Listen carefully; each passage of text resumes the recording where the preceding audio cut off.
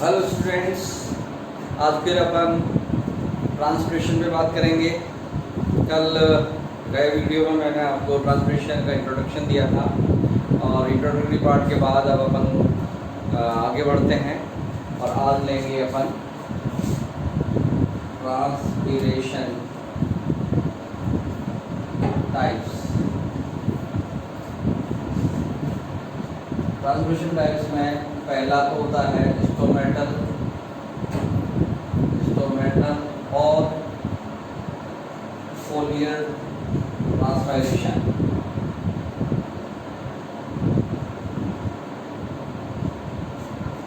दूसरा होता है एपिडर्मल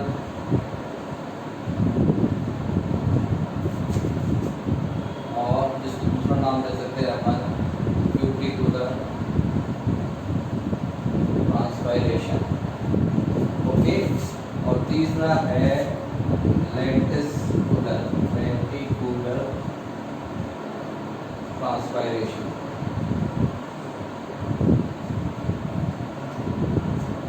ये स्टोमेटल ट्रांसपिरेशन का मतलब जो लीव्स में स्टोमेटा होते हैं ऊपर या नीचे, उनके द्वारा जो मैक्सिमम ट्रांसपिरेशन होता है उसको स्टोमेटल या फोलियर ट्रांसपिरेशन कहते हैं। पत्तियों वाला या रंध्र वाष्पोत्सर्जन। ये ट्रांसपिरेशन 90 से 97% कवर करता है ट्रांसपिरेशन के जितना भी लॉस हो रहा है वाटर का उसमें। और एपिडर्मल या क्यूटिकुलर में केवल 3% से 10% तक होता है और ये 0.1% ये होता है लेंटिकुलर ट्रांसपिरेशन। अब मैं इनकी बात करूँ तो इनकी लोकेशन क्या होती है ट्रांसपिरेशन की, उसके आधार पर आपको बात करेंगे। ये तो लीव्स के अंदर हो रहा है, ये एपिडर्मल क्यूटिकुलर ट्रांसपिरेशन। ये आपको स्टेम का जो वायवीय पार्ट होता है या प्लांट का जो वायवीय भाग होता है धरती से ऊपर जितना भी, उस पोर्शन में स्टेम की बार के अंदर जो एपिडर्मिस होती है या ब्रांचेस में एपिडर्मिस होती है या बाहर लीव्स पर जो एपिडर्मिस होती है, इन सब पर आपको जो एपिडर्मल से क्यूटिकुलर होती है वहाँ पर 3 से 10% तक पानी बाहर आकर के लॉस करता है। क्यूटिकुलर जो मैच्योर्ड प्लांट होते हैं उनमें क्यूटिकल का निर्माण हो जाता है। थिकनेस वैक्सी पदार्थ की थिकनेस बन जाती है ज़्यादा लीव्स के ऊपर या स्टेम के ऊपर क्यूटिकल जमा हो जाती है तो क्यूटिकुलर ट्रांसपिरेशन होता है। परंतु उस बात में कहीं न कहीं इस जो सेकेंडरी ग्रोथ होती है उसकी वजह से फट जाता है। फटता है तो वो वहाँ पर छिद्र बन जाते हैं, उन छिद्रों से पानी निकलता है। अदरवाइज क्यूटिकल परमिएबल नहीं होती है। जब मैच्योर प्लांट हो जाता है तो उसमें परमिएबिलिटी की कमी आ जाती है और परमिएबिलिटी जब नहीं होगी तो पानी वहाँ नहीं आएगा, ना निकलेगा ना जाने देगा। परंतु जब यंग स्टेज होती है प्लांट की तो उस वक्त क्यूटिकुलर ट्रांसपिरेशन होता है, उसमें क्यूटिकल नहीं बन पाती है। साकी पौधे श्रब होते हैं उनमें तो क्यूटिकल बन ही नहीं रही है, परंतु जो ट्री स्पीसीज है उनमें क्यूटिकल बनती है। तो शुरुआती दौर में क्यूटिकल जो बनती है जब तक तो ट्रांसपिरेशन परमिएबिलिटी मिल जाती है। इम्परमिएबल जब होती है, जब बहुत ज़्यादा एज का प्लांट हो जाता है और उससे क्यूटिकल्स का निर्माण ज़्यादा हो जाता है और बहुत मैच्योर हो जाता है प्लांट, तो क्यूटिकुलर ट्रांसपिरेशन नहीं होता, वो लॉस ऑफ वाटर कम होना शुरू हो जाता है। जबकि लेंटिकुलर ट्रांसपिरेशन का मतलब ये है कि लेंटिसल्स बनते हैं। जब सेकेंडरी ग्रोथ होती है तो जो बार्क बनती है उस बार्क में बार्क को फट करके कुछ छिद्र निकल जाते हैं तने में, उनको लेंटिसल्स बोलते हैं। यानी कि जो आपने उनका कोर्क का नाम सुना है, कोर्क के एम्बियम से कोर्क बनता है, तो कोर्क में बार्क का जो हिस्सा है सेकेंडरी ग्रोथ के बाद उस कोर्क के अंदर से कुछ छिद्र बाहर निकलता है फट करके, क्रैक होकर के, तो वो जो बनता है उसको बोलते हैं लेंटिसल। और लेंटिसल में यदि ट्रांसपिरेशन हो रहा है, छिद्र के द्वारा पानी निकल रहा है, वो लेंटिकुलर ट्रांसपिरेशन कहलाता है। सब कुछ भी सिग्निफिकेंट नहीं है, 0.1% लॉस होता है। Otherwise mostly 90 to 97% stomatal फोलियर transpiration से हो रहा है। अब मैं आपको जो मैकेनिज्म है वो समझाने की कोशिश करता हूँ कि ट्रांसपिरेशन का मैकेनिज्म क्या रहता है। तो मैकेनिज्म ऑफ ट्रांसपिरेशन, जो लीव्स लीव्स में किस तरह से मैकेनिज्म होता है। ये लीव्स है, ये वेन्स हैं और इस वेन्स में ये साइड ब्रांचेज निकली हुई हैं, मेन वेन जिसमें ये डायमीटर कॉलम है। तो इसके अंदर मैंने कल भी आपको समझाया था अपर लेयर और या अपर एपिडर्मिस और लोअर एपिडर्मिस, तो उसके बारे में अभी वो मैं चर्चा करूँगा। और इस मैकेनिज्म को समझें कि हम सबसे पहले सॉइल की है, यहाँ से पानी आ रहा है, water H2O through the column of xylem, ये जाइलम है, इसमें ब्रांच बनी, लीफ आ गई, इसमें यहाँ तक पानी पहुँच रहा है और ये पानी पहुँच कर के जाइलम के थ्रू यहाँ तक पानी पहुँच रहा है। अब इन सेल्स के अंदर पहुँचने के बाद कहाँ तक पहुँचा, वेन्स पर पहुँचा। दैट मीन्स ये कोशिका फिगर देखें, ये जाइलम है, इसमें फ्लोएम है, ये जाइलम की कोशिकाएँ हैं। यहाँ तक जो पानी पहुँच रहा है कॉलम के थ्रू, वो पानी फिर यहाँ कोशिकाओं में जाता है। पैलिसेड सेल्स की जो डबल लेयर होती है, इधर एपिडर्मिस होती है और ये लोअर एपिडर्मिस होती है, यहाँ पे स्टोमेटा होते हैं और स्टोमेटा के आसपास यहाँ स्पॉन्जी सेल्स होती हैं। स्पॉन्जी सेल्स के बीच में इंटरसेलुलर स्पेसेस होते हैं। ये इंटरसेलुलर स्पेसेस के बीच में जितना भी ये बन रहा है इंटरसेलुलर स्पेस की कैविटी बन जाती है, इस कैविटी को सब स्टोमेटल कैविटी बोल रहे हैं। और यहाँ से जो पानी है वो डीपीडी के डिफरेंस से, डीपीडी का डिफरेंस इंटरसेलुलर स्पेस के अंदर ज़्यादा होता है और इंटरसेलुलर स्पेस में जब डीपीडी का डिफरेंस होता है तो ये पानी इधर मूव करना शुरू कर देता है, यानी कंसंट्रेशन ऑफ वाटर कम है और डीपीडी यहाँ पर बढ़ा हुआ है। दैट मीन्स सेलुलर साइटोप्लाज्म का डीपीडी कम है और यहाँ पे डीपीडी ज़्यादा है। सॉलिड स्पेस यहाँ ज़्यादा होने की वजह से पानी बाहर निकल कर इधर तक पहुँचेगा, यहाँ से वाटर वेपर बन करके और थ्रू द स्टोमेटा बाहर के वातावरण में पानी निकल करके बाहर आ जाता है। तो वहाँ पर पत्तियों को चारों के माइक्रो एनवायरनमेंट को वो ठंडा करता रहता है। तो इस तरह की मैकेनिज्म होती है कि पानी पहले सॉइल से आ रहा है और इस स्टेम कॉलम में होकर जाइलम कोशिकाएं ट्रैकेट्स और वेसल के थ्रू गया और लीव्स तक पहुंचा और लीव्स तक पहुंच करके लीव्स से पैलिसेड सेल और स्पोन्जी सेल्स, इन सेल्स तक पानी बाहर निकल करके जाइलम से और यहाँ तक पहुंचता है और यहाँ से फिर ये सब शुरू कैविटी होता हुआ स्टोमेटा के थ्रू बाहर वातावरण में आ जाता है। तो ये प्रोसेस होता है मैकेनिज्म पर ट्रांसमिशन, राइट। तो अब मैं आपसे बात करना चाहता हूँ लीव्स में किस तरह से ट्रांसमिशन हुआ, उसके बाद अब चर्चा करें कि ये लीव्स में स्टोमेटा कहाँ होता है, किस तरह से अरेंजमेंट होता है, किस तरह से डिस्ट्रीब्यूशन होता है। डाइकोटिलियन प्लांट्स और मोनोकोटिलियन प्लांट्स आप अच्छी तरह जानते हैं और इन मोनोकोटिलियन प्लांट्स और डाइकोटिलियन प्लांट्स की लीव जो होती है, ये लीव तो डाइकोटिलियन है, आप देखिए इसमें, और ये अलग अलग शेप हो सकती है और यहाँ पे ये लीव्स में अंदर वेन्स और सब वेन्स बनी हुई है, जाइलम्स की चल रही है। और ये जो लीव्स होती है मोनोकोटिलियन की है, जिसमें वेनेशन जो होता है रेटिकुलेट वेनेशन नहीं होता कि पैरेलल वेनेशन होता है, एकदम लॉन्गिट्यूडिनल पैटर्न में इस तरह का वेनेशन होता है वेन्स का। और ये इस तरह से मोनोकोटिलियन की लीफ है, मोनोकोटिलियन और ये डाइकोट।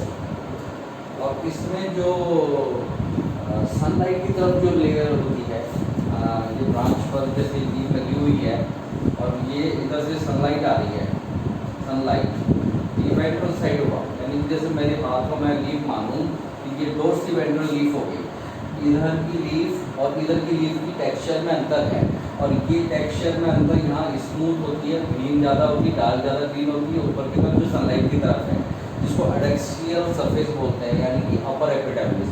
और ये लोअर एपिडर्मिस है जो कह सकते हैं कि abaxial side of the leaf है। अब तो जो लोअर होता है डाइकोटिलियन में मैक्सिमम स्टोमेटा इस लोअर सरफेस पर पाए जाते हैं, इसमें भी होते हैं परंतु कम होते हैं, वो मैं डिफरेंट टाइप्स में आपको बताऊंगा। जबकि ये जो लीव्स हैं, अब ये जो रेटिकुलेट वेनेशन में हर जगह स्टोमेटा उपलब्ध हैं, इरेगुलर पोर्शन में पटे रहते हैं, 1 सेंटीमीटर बाई 1 सेंटीमीटर यदि स्क्वायर के रूप में हम मेजर करें किसी यूनिट को, तो 100 से लेकर 60,000 तक स्टोमेटा पाए जाते हैं। यानी कि जो स्टोमेटा में संख्या है स्टार्टिंग फ्रॉम 100 to 60,000 तक जा सकती है पर सेंटीमीटर स्क्वायर एरिया। तो यहाँ पे जो लीफ है ये डोर्सल साइड यदि हम इसके माने दैट मीन्स लोअर एपिडर्मिस, तो इसमें बहुत सारे स्टोमेटा इसके साथ में दिखेंगे। यहाँ तो ये तो डाइकोटिलेडन का हुआ रेडिकुलर फिनिशिंग के भीतर पड़े रहते हैं ये सारे स्टोमेटा, परंतु जो मोनोकोटिलेडन होता है उसमें स्टोमेटा हमेशा लॉन्गिट्यूडिनल चलते हैं, सीक्वेंस बाय सीक्वेंस ऐसा अरेंज होते हैं और नीचे हो सकते हैं बट लाइन में एक ही रहेंगे, रेगुलर डिस्ट्रीब्यूशन नहीं होता। ये मोनोकोटिलेडन पैटर्न है जिसमें मोनोकोट में स्टोमेटा पाए जाते हैं। तो मेरे ख्याल से आपको लीफ की मॉर्फोलॉजी के आधार पर स्टोमेटा की लोकेशन, स्टोमेटा की पोजीशन समझ में आ गई होगी। मोनोकोटिलेडन में दोनों तरफ जो आइसोबाइलेटरल लीफ है, आइसोबाइलेटरल का मतलब ये होता है कि जिस लीफ में दोनों तरफ से शेप में कोई अंतर नहीं कर सकते, उसकी टेक्सचर में कोई अंतर नहीं होता, दोनों तरफ कलर भी मोर और लेस सिमिलर होता है और लीफ का पैटर्न और लीफ के जो वेन्स हैं वो स्पष्ट किसी तरह वैसे दिखते हैं, आगे की तरफ वैसे दिखते हैं, उसका टेक्सचर भी सेम सा ही होता है। जबकि इसमें वेंट्रल साइड का टेक्सचर स्मूथ होता है और डोर्सल साइड पर रफ होता है जिसपे हेयर की ग्रोथ भी रहती है और ट्राइकोम्स के रूप में कार्टिस को चुभते हैं डोर्सल लीफ साइड पर। तो ये डाइकोटिलेडन है और इसमें दोनों में बेसिक अंतर है। अब अपन बात करते हैं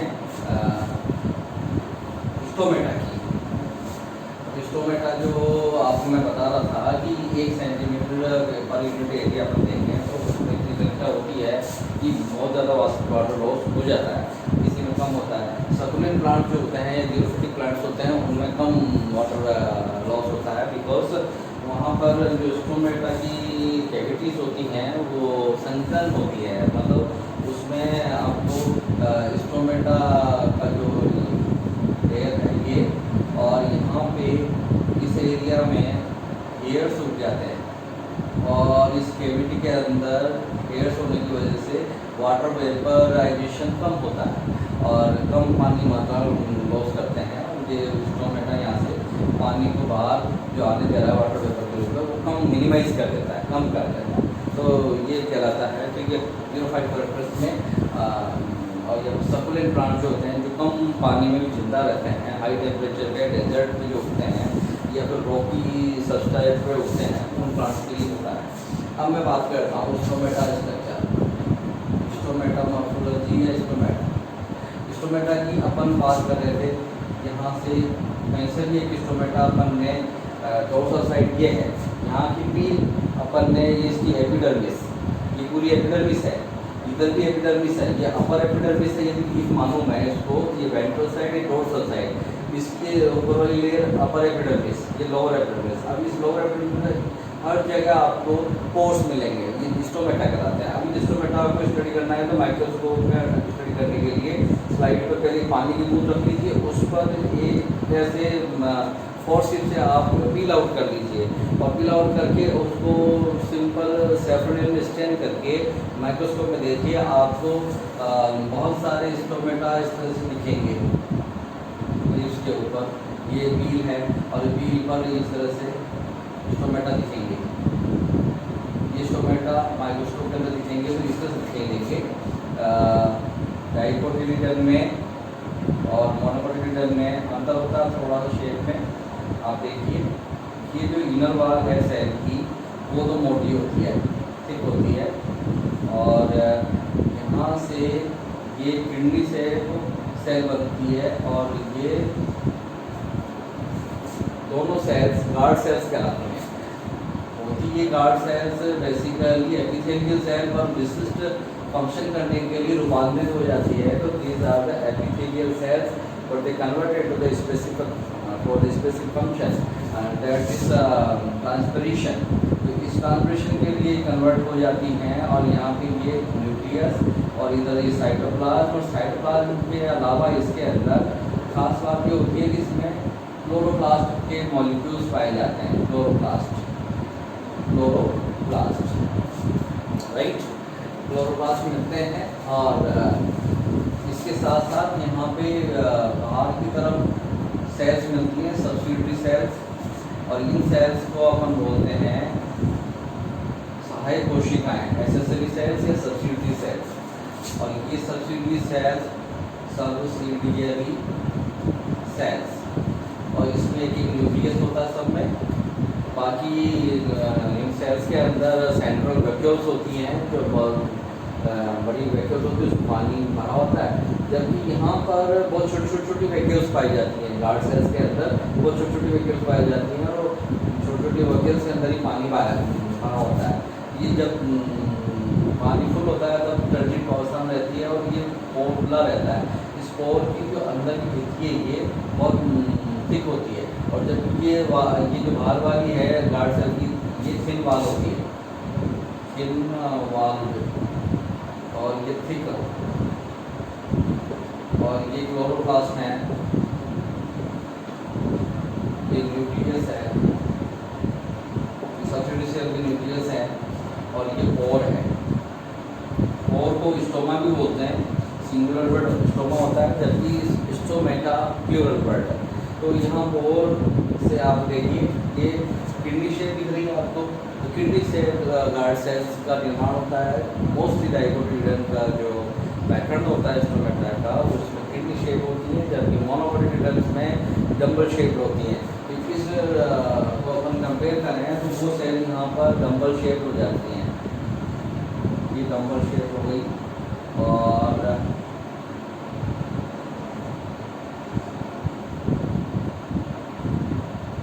इसमें ये कोशिका है, इसका ये थिक वाल हो जाता है, और यहाँ पे वो न्यूक्लियाई, और इसमें छोटे क्लोरोप्लास्ट और साइटोप्लास्ट, और बाकी पैटर्न सेम है। इसमें एक्सेसरी सेल्स और सबसिडी सेल्स जो कहते हैं एपिथेलियल कोशिकाओं की बनी होती हैं, ये न्यूक्लियाई, और यहाँ पे पोर बना हुआ है, और ये डबल शेप दिख रहे हैं आपको। तो ये परिवर्तन इसमें मोनोकोटिलिडन्स की तरह दिखती है। मोनोकोटिलिडन का मतलब जियामेट, बार्ले और वीट और ये और इन सबको अपन ने स्टडी करें तो इस तरह दिखता है। जबकि डाइकोटिलिडन में जिसमें बर्गर, नीम, बनियन, शहतूत, टमाटो, पोटैटो, जिसको भी देखें तो वो इसमें किडनी शेप आपको गार्ड सेल्स मिलेंगी।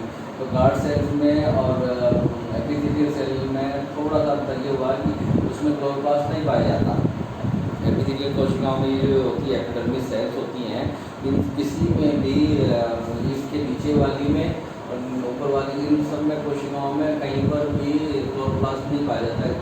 केवल क्लोरोप्लास्ट गार्ड सेल्स में पाया जाता है, और वो भी इतना ज़्यादा फंक्शनल नहीं होती, फोटोसिंथेसिस बहुत ज़्यादा नहीं होता। इसकी क्लोरोप्लास्ट की मात्रा डिपेंड करता है। तो ये कहने का ये है कि ये एपिडर्मिस से बनी हुई है, परंतु इनमें और उनमें इतना अंतर होता है कि ये क्लोरोप्लास्ट ज़्यादा होते हैं, इसमें साइटोप्लाज्म कंटेंट रहता है, न्यूक्लियस पाया जाता है, छोटी वैक्यूल्स पाई जाती है। जबकि यहाँ पर बड़ी वैक्यूल्स होती है, सेंट्रल वैक्यूल जिसमें पानी भरा होता है, और इसके अंदर क्लोरोप्लास्ट नहीं पाया जाता, फोटोसिंथेसिस में पार्ट नहीं लेती हैं। तो ये स्टोमेटा का स्ट्रक्चर हुआ, जिसको स्टोमेटल एपरेटस बोलते हैं। स्टोमेटल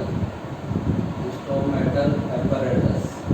अब इस एपरेटस का मतलब ये हुआ, ये जो स्टोमेटा का उपकरण है, इसमें क्या क्या चीज़ मिल रही है आपको?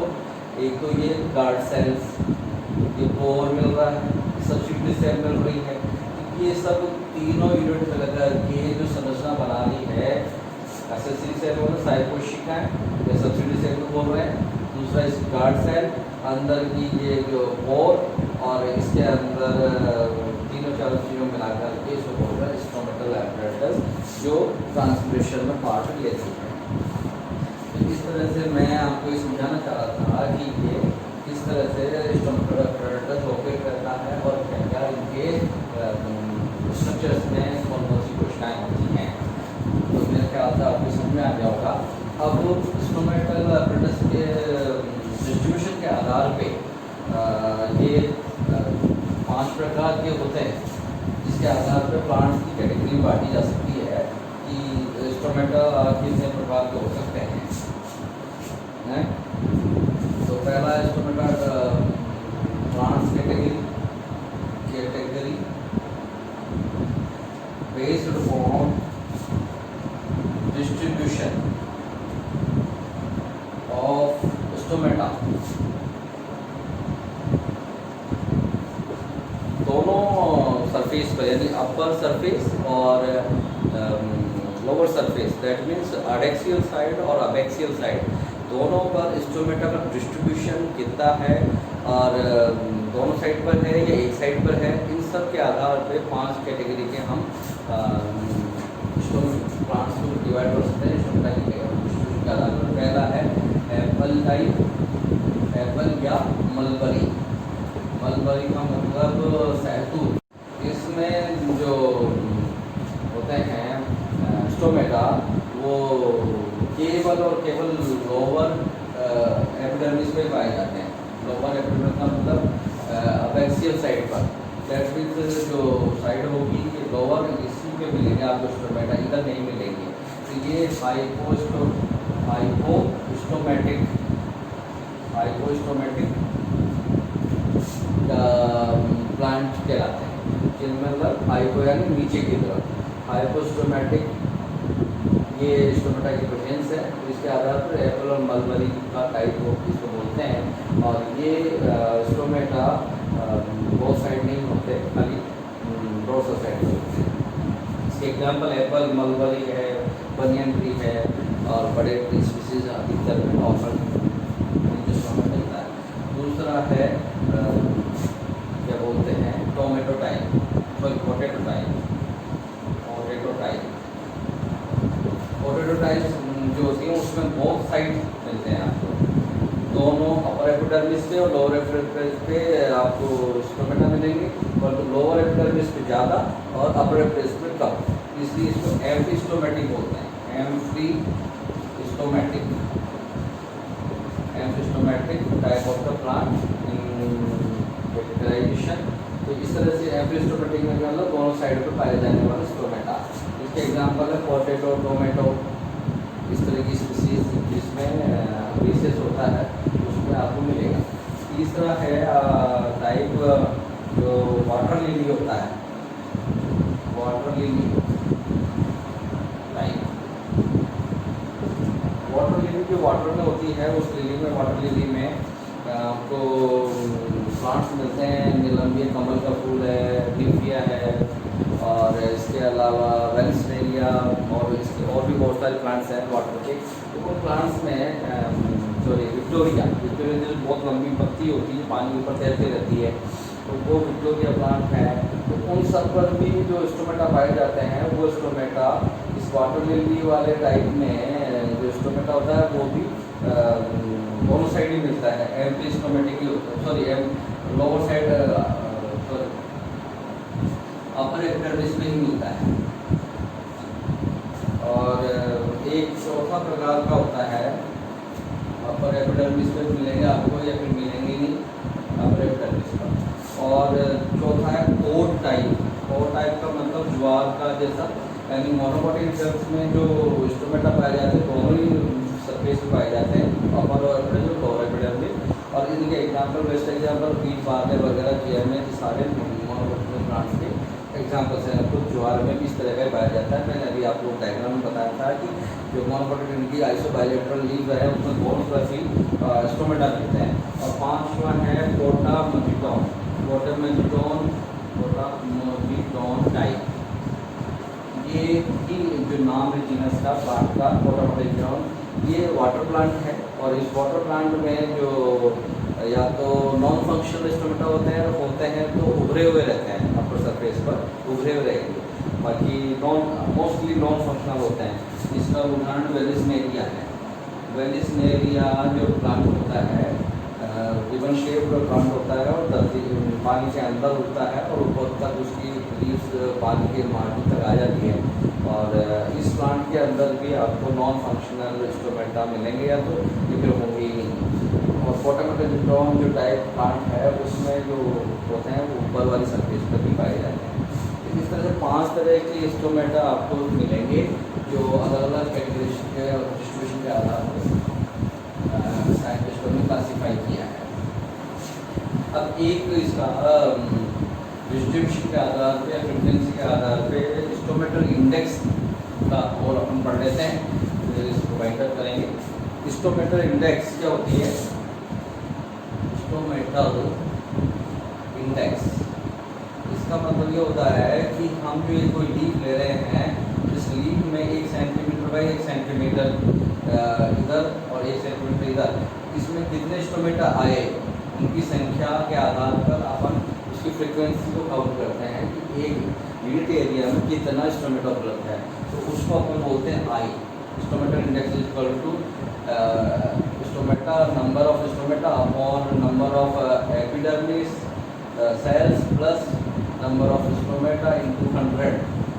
जब इसको कैलकुलेट कर लेते हैं तो पर स्क्वायर मीटर या पर square centimetre per unit area हमको स्टोमेटा की इंडेक्स मिल जाती है कि उसके में कितना स्टोमेटा है और कितना मोटर लॉस वो बर्न करेगा।